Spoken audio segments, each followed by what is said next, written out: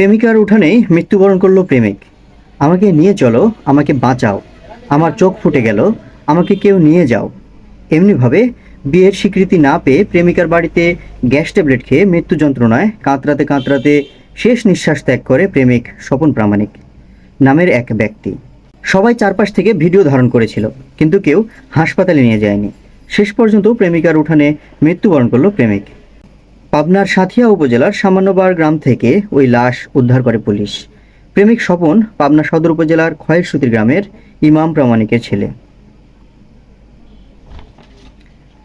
দেখেন, মানুষ কত নির্মম হলে চোখের সামনে একজন মানুষকে মারা যেতে দেখেও কেউ কোনো ব্যবস্থা নেয়নি, কেউ তাকে একটু সাহায্য করেনি, বরং তারা ভিডিও ধারণ করতে ব্যস্ত ছিল।